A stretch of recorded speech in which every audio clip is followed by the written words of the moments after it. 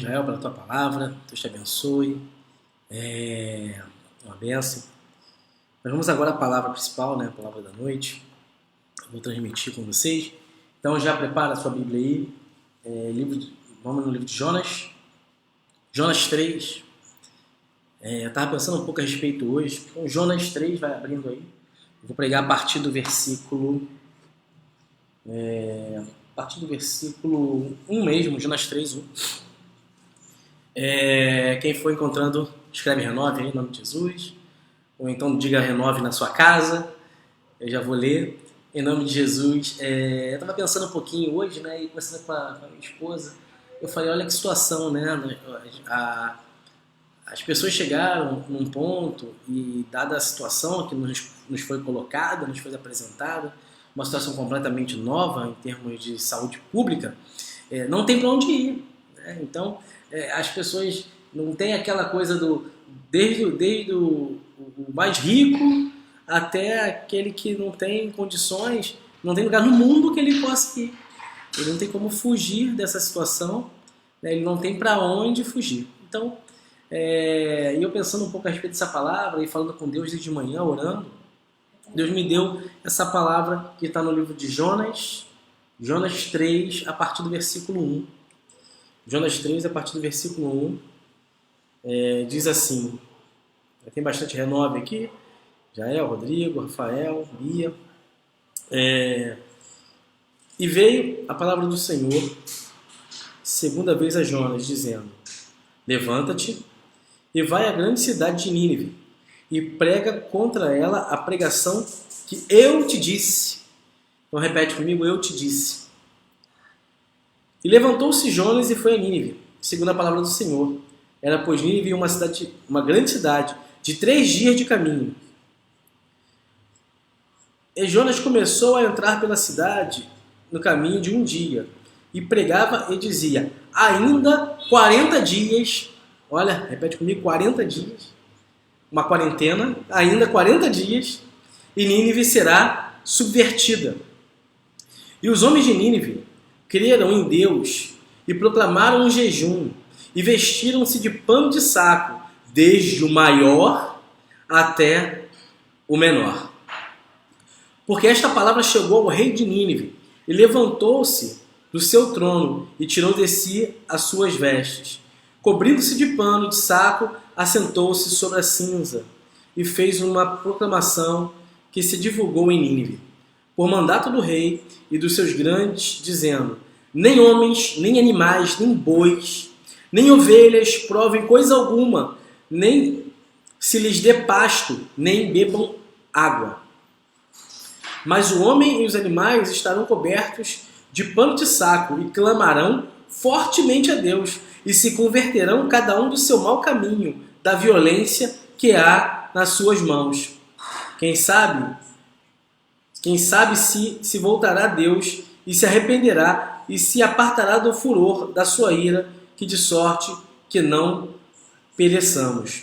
E Deus viu as obras deles, como se converteram o seu mau caminho, e Deus se arrependeu do mal que tinha dito que lhes faria e não fez. Louvado seja o nome do Senhor.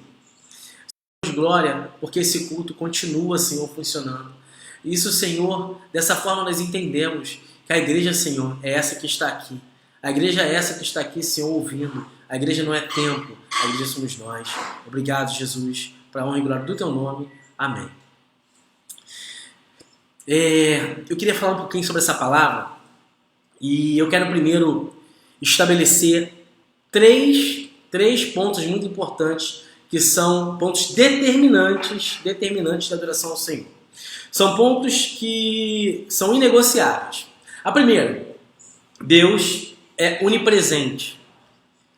Onipresente, isso é uma afirmação, isso é uma base do cristianismo. Deus é onipresente. Na verdade, não é só do cristianismo, né? O judaísmo também. Então, Deus é onipresente. O que significa ser onipresente? É que Ele está em todos os lugares. Isso é uma base. Isso é uma premissa. Isso aqui é algo que é inegociável. A segunda questão que eu quero falar com vocês também, que é inegociável. Deus é onipotente, ou seja, ele tem todo o poder. Ele é onipresente, ele é onipotente. Isso também é uma base. Não dá para falar mais de Deus sem falar também da sua presença. Ele está em todos os lugares. E a terceira, ele é onisciente. O que é ser onisciente? Deus sabe de todas as coisas. Então ele é onipotente, onipresente e onisciente. Então a gente vai partir dessa afirmação, né, dessa premissa, sendo negociável. Isso é uma base da fé. E tem uma quarta questão que também é base de fé, é que Deus tem por objetivo se relacionar com os homens. O objetivo de Deus é se relacionar com seus filhos. Foi assim no Éden, foi assim no Antigo Testamento, foi assim no Novo Testamento e é assim hoje. O objetivo de Deus é se relacionar com seus filhos.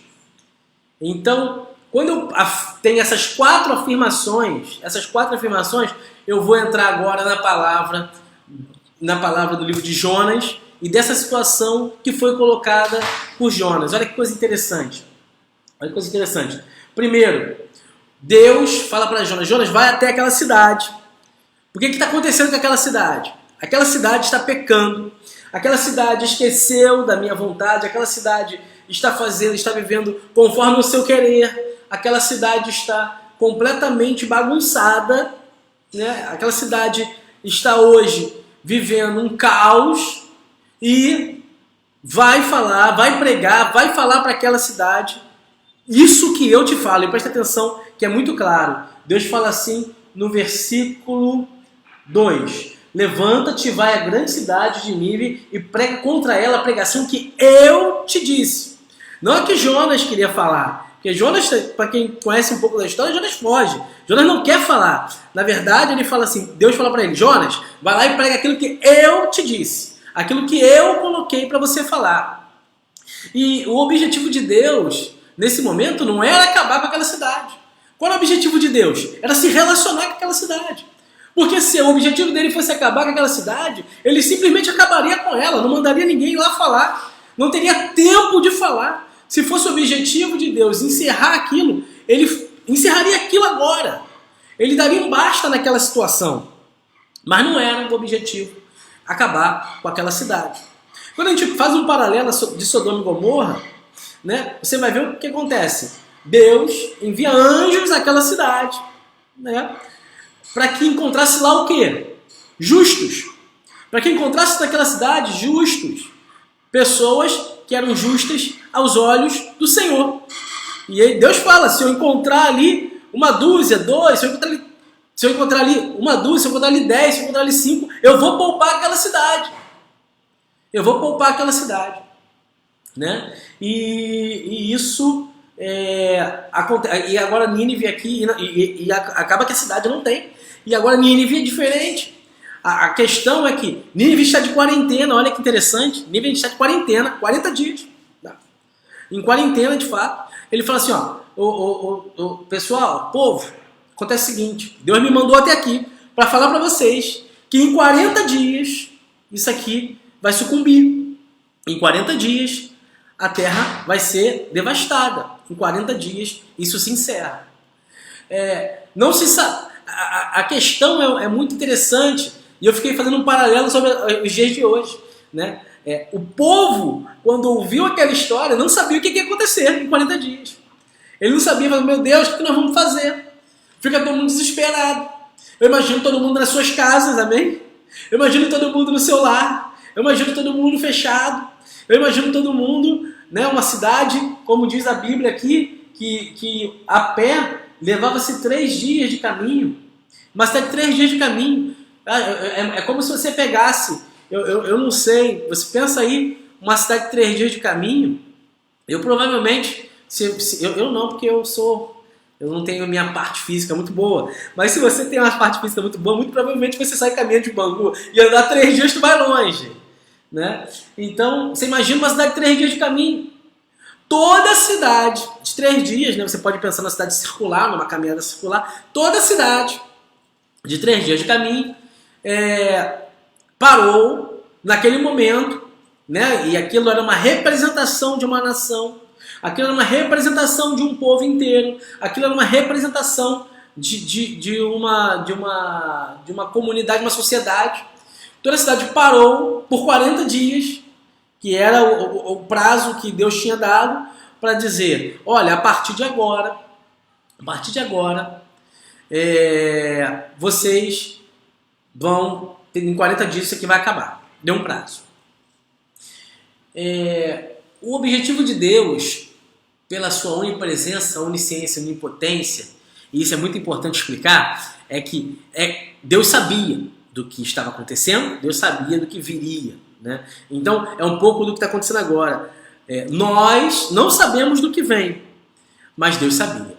E aí tem mais um elemento, que é o 5º elemento que eu quero falar com vocês agora. Falamos da onipresença primeiro, onisciência, onipotência, e falamos de Deus querendo se relacionar. E tem a 5ª, que eu falo bastante para quem vai nos nossos cultos, eu falo bastante, é o tempo de Deus. Kairos, que é o tempo de Deus. Qual a diferença do tempo de Deus? O tempo de Deus é o Kairos, o tempo dos homens é o Cronos, né? Daí vem cronômetro, tempo dos homens. O tempo de Deus não é o Kairos. Então, o tempo de Deus é diferente do nosso tempo. Deus não se submete, preste atenção nisso, que é o 5º elemento, isso para qualquer fé cristã, para qualquer fé, inclusive dos judeus, para aqueles que creem em Deus, qualquer fé entende que Deus não se submete a tempo. Ou seja, Deus anda no tempo à vontade. É como se Deus fosse lá na frente, lá no passado, lá no futuro. Ele sabe o que vem, ele sabe o que aconteceu, ele anda porque o tempo, ele não responde ao tempo. O tempo não pode parar Deus. Então, nem o tempo, Deus não está debaixo do tempo Cronos, está debaixo do tempo Kairos, que é o tempo de Deus. E aí o que acontece? Os homens não sabiam o que ia acontecer. Os homens não sabiam o que ia acontecer nos próximos 40 dias. Eu fico olhando hoje para a situação da sociedade. Você vê jornal, parece que o mundo vai acabar amanhã. Né? Você vê as notícias, parece que o mundo vai acabar amanhã. Eu tenho orado, e eu tenho orado muito, especificamente falando pela Itália. A Itália já tem hoje um número de mortos superior à China. Lembrando, né, igreja, a China tem 1 bilhão e não sei quantos milhões de habitantes e a Itália é pequena perto da China, população. Então, percentualmente falando, já é um absurdo. Então, o que acontece? Não se sabe o que vem. A visão é quase catastrófica. Né? Mas, a igreja do Senhor, aqueles que o adoram, começam a parar e fazer oração, começam a parar e entender a palavra de Deus.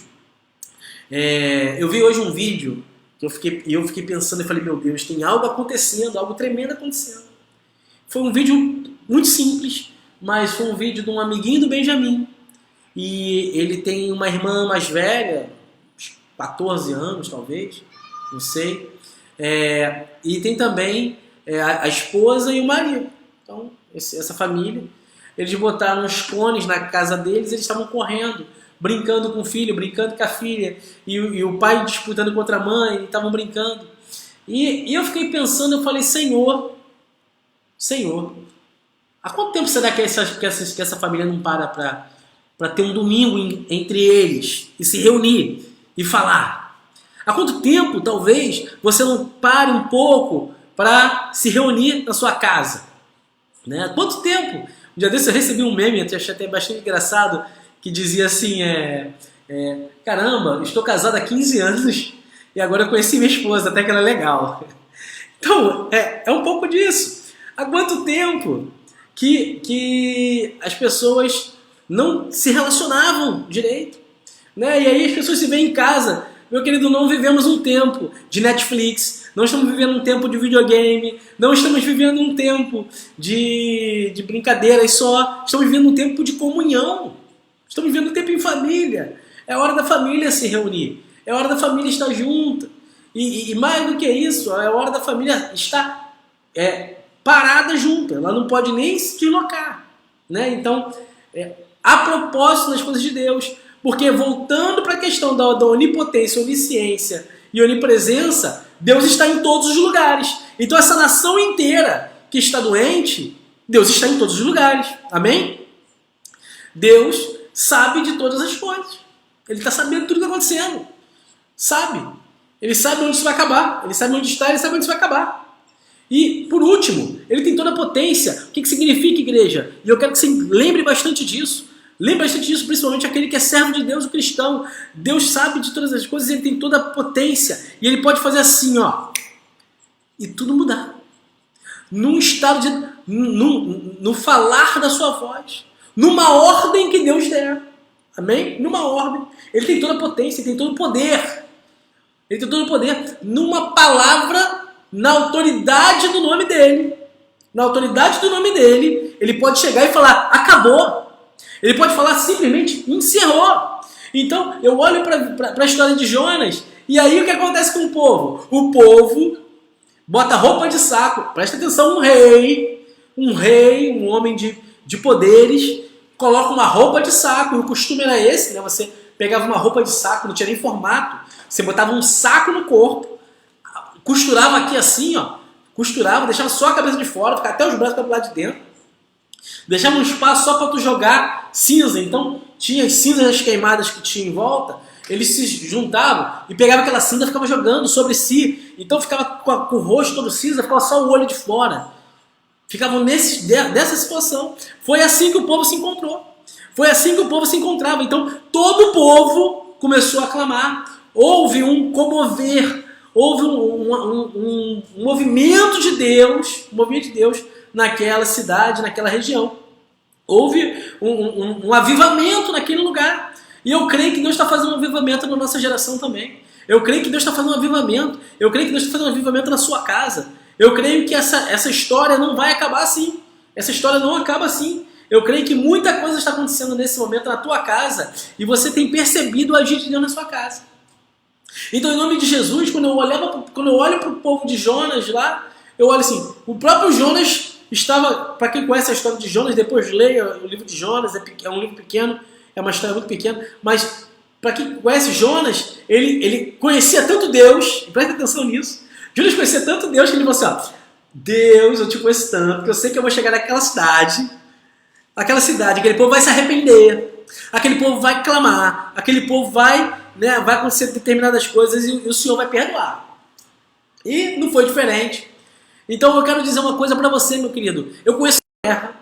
Deus parou o tempo. Tem relatos pela Bíblia de momentos que Deus parou. Deus parou o sol. Deus para a terra. Deus para tudo. Para que a gente se relacione com Ele. E eu fico pensando nisso e chega a me arrepiar. De pensar, meu Deus, Deus parou uma nação inteira por um único objetivo. Para se relacionar com Ele. Deus parou uma nação inteira. Eu nunca preguei pela internet. Eu estou aqui falando pela internet. Eu estou pregando pela internet. Nem era, nunca foi meu objetivo, mas aqui estou, porque Deus parou uma nação inteira, Deus parou um globo, não há lugar nesse globo, não há lugar nesse mundo que você possa ir, que você vai conseguir se movimentar. Você olha os vídeos pelo mundo inteiro, cidades paradas, cidades extremamente, parecem fantasmas, porque as pessoas estão paradas nas suas casas por um único objetivo, Deus quer se relacionar com a nação. Deus quer se relacionar com a nação. Uma nação perdida, completamente perdida. Eu tenho um amigo, esse amigo ele não é crente, esse amigo ele é um amigo de trabalho, ele falou para mim assim, Luiz, eu sempre fui a carnaval. Esse ano eu fui e eu fiquei horrorizado. E eu sou um cara que me considero completamente liberal. Você não ia passar nem na esquina. Eu estou horrorizado. Você pega uma sociedade inteira, igreja. Uma nação inteira que estava completamente perdida. E aí você pega uma nação inteira e agora, meu querido, não tem dinheiro. Que dê jeito. Não tem lugar no mundo que você possa viajar. Não tem remédio. Não tem nada. Você está, de fato, na mão de Deus. Só que aquele que tem Deus, aquele que crê em Deus, que sabe que Deus é onipresente, amém? Onipotente, onisciente, quer se relacionar conosco, amém? Aquele que conhece as características de Deus, aquele que sabe da vontade de Deus, aqueles que têm isso como afirmação esses, glória a Deus, estão tranquilos e felizes na sua casa.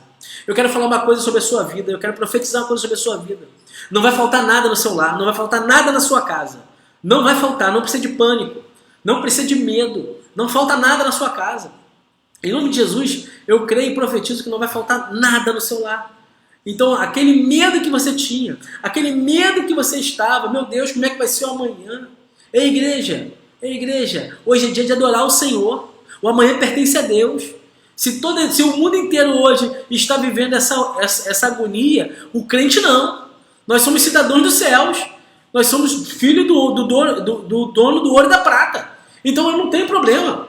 Eu lembro que minha avó, a falecida avó Elza, ela dizia assim: Luiz, eu tenho 85 anos, nunca faltou comida na minha mesa. E não vai faltar comida na tua mesa também. Em nome de Jesus, eu profetizo isso para a tua vida. Não vai faltar comida no teu lar. Não vai faltar comida na tua mesa. Em nome de Jesus, fica desesperado não. Que seja esse momento, você entenda nesse momento, que o que Deus quer é se relacionar com você. Faz um propósito de oração. Um dia desses, é muito comum as pessoas fazerem propósito de oração. Tem uma vez que o Lico, o diácono, veio aqui em casa, o celular dele despertava toda hora. Era o que? Era um propósito de oração dele. Ele, toda hora despertava. Eu não sei se era de hora em hora, eu não lembro, mas toda hora, pi. E o Lico está despertando de novo. E era um momento de oração dele. Aproveita esse momento que você está na presença de Deus, que você está em casa e faz um propósito com Deus. Faz um propósito de oração. Ajoelha, dobra o seu joelho e começa a entender que esse é o momento de Deus se relacionar com o povo dele. E o que acontece no final? Então os homens e os animais, no versículo 8, mas os homens e os animais estarão cobertos de pano de saco, clamarão fortemente o nome de Deus e se converterão, cada um do seu mau caminho e da violência que há em suas mãos. Quem sabe se Deus se voltará a Deus e se arrependerá e se apartará do furor de sua ira, de sorte que não pereçamos. E Deus viu as obras deles, como se converte seu mau caminho, e Deus se arrependeu do mal que tinha dito que lhes faria e não fez. Tem uma coisa muito importante aqui que eu preciso passar para vocês, e é algo do campo mais teológico. É uma coisa muito importante. A gente entende, a palavra de Deus diz que Deus não é homem para que minta, nem filho do homem para que se arrependa, né? E aí a gente começa ali em Jonas, Deus se arrependerá. Existe uma coisa muito importante, igreja, que Deus, para orientar os homens, para ensinar os homens e para instruir os homens, ele permite algumas didáticas. Então, a didática de, por exemplo, mostrar que ele se arrependeu do que faria e voltou atrás. E essa ideia de uma didática do conhecimento para o homem conhecer Deus. Porque senão o homem não ia conseguir entender tamanha a grandeza de Deus. Então, o que acontece é que no final dessa história, Deus olha para aqueles homens, vê o coração deles, vê que eles estão realmente sedentos pela presença, pela palavra, e se convertem dos seus maus caminhos e dizem: aqui vai habitar na minha casa o Senhor. Em nome de Jesus, igreja, que seja assim na sua casa. Entenda que esse é um momento que você não vai nem à rua. Presta atenção, as pessoas vão vamos evangelizar. Não tem evangelismo agora, né? O evangelismo é pela mídia social. Ninguém está indo à rua tocar na campainha de ninguém para levar a palavra de Deus. Esse é o momento em que Deus está dizendo: Ele é Deus, onipresente, onipotente, onisciente, que tem todo o poder, que tem todo o conhecimento, que pode transformar a história toda. Então, se você crer nessa palavra, você vai sair desse culto leve, entendendo que a tua história está escrita pelo dedo de Deus. A tua história está escrita por Deus. Você é servo do Senhor. Se coloca nessa posição. E se por algum motivo você estava desviado, afastado do caminho do Senhor, eu quero que hoje você faça uma oração e volte ao Senhor. Que o teu coração fique arrependido igual esses homens aqui. Que você saia hoje com o coração arrependido dizendo: Senhor, habita em mim. Senhor, habita em mim. Sabe, nesse momento, igreja, a gente está todas as pessoas não podem mais usar roupa de barca, não podem usar mais nada. A partir desse momento, estamos aqui como os homens em Nínive, com um pano de saco, roupa que der em casa, estamos dentro de casa, sem beleza, sem coisa, sem maquiagem, sem nada, olhando simplesmente para nós e dizendo: Deus, habita em mim. Se essa é a tua história, se por acaso você tem essa história e quer hoje se converter dos seus maus caminhos, se por acaso você está preocupado com o teu amanhã, se você estava preocupado com o que vem, com o trabalho, com a prosperidade, em nome de Jesus, eu quero também orar por você. E se você hoje está recebendo essa palavra dizendo: Senhor, Tu és maravilhoso, eu quero, Senhor, mergulhar na intensidade do relacionamento contigo, eu quero o Senhor na minha casa, eu quero que o Senhor venha morar, habitar no meu lar. Se essa é a tua vontade também, eu quero que também você bote a mão no seu coração. Você que está voltando para o Senhor, você que está confessando o Senhor, você que está se convertendo em seus maus caminhos, bota a mão na direção do seu coração. Você que está querendo um relacionamento intenso com Deus, bota a mão na direção do seu coração. E você que estava com o coração preocupado, você que está preocupado com o amanhã, sem saber o que vai acontecer, se você está com medo, eu também quero que você bote a mão no seu coração. E eu vou fazer essa oração por esses 3 pedidos, em nome de Jesus. Então, nesse momento, se você puder, feche seus olhos. Se você puder, nesse momento, curva a sua cabeça. E se você puder, se ajoelha. Nesse momento, eu quero que você faça um momento com o Senhor, um momento na presença de Deus, para a honra e glória do nome de Jesus. Feche teus olhos e vamos orar em nome de Jesus. Senhor, meu Deus e meu Pai, graças te damos, Deus. Obrigado, Senhor, por esse momento de culto. Obrigado, Senhor, porque até aqui o Senhor nos ajudou. Obrigado, Senhor, porque cremos na Tua palavra. E, Senhor, assim como esse povo viveu em quarentena, assim como esse povo viveu, Senhor, dias de angústia, hoje, Senhor, tem uma nação parada, tem uma nação em quarentena, que não sabe do dia de amanhã.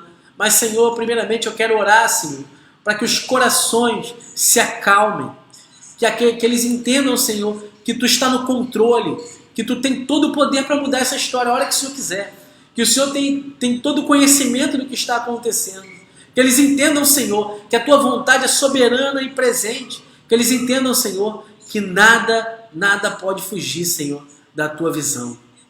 Deus, no nome de Jesus, consola os corações, dê paz, dê tranquilidade, dê sabedoria, Senhor, nesse momento de dificuldade. Senhor, aqueles que estão, Senhor, passando por um momento de luta, Senhor, de falta de mantimento, Senhor, no nome de Jesus, prospera nessas vidas.